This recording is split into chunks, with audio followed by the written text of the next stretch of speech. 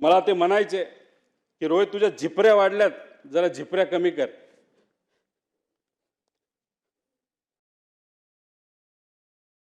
त्या दिवशी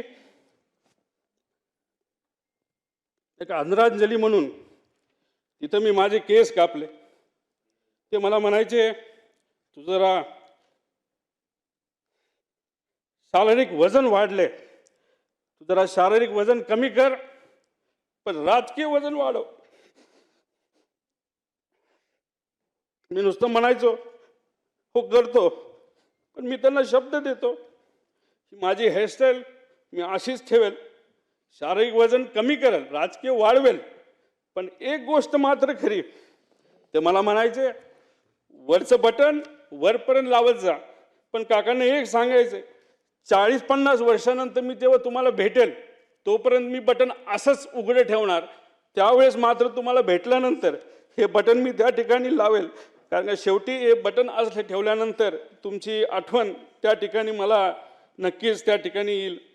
पण एक गोष्ट अजून आहे, 40-50 वर्षांनी जेव्हा अजित काकांची माझी भेट होईल तेव्हा हा माझा लढा जो मी आत्ता त्या ठिकाणी लढत आहे आणि अख्खा महाराष्ट्र त्या ठिकाणी लढत आहे, तेव्हा अजित काकांसमोर ताट मानेले मी तिथं उभा राहील.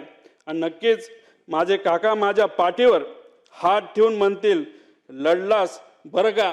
आणि या गोष्टी ऐकण्यासाठीच हा जो छोटासा लढा पण महत्त्वाचा लढा त्या ठिकाणी मी व सर्वांनी तिथं हातात घेतलाय, तो पूर्ण केल्याशिवाय राहणार नाही.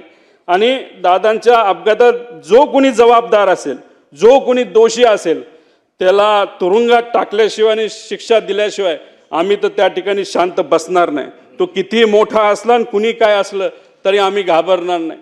त्याच्याच बरोबर मला काकींना या ठिकाणी सांगायचं, काकी तुमच्या राजकीय पुढच्या प्रवासामध्ये या छोट्या कार्यकर्त्यांचं तुमच्या या पुतण्याचं जिथं कुठं तुम्हाला मदत लागेल ती मदत करण्यासाठी मी सदैव त्या ठिकाणी तयार असेल. एवढंच या ठिकाणी सांगतो.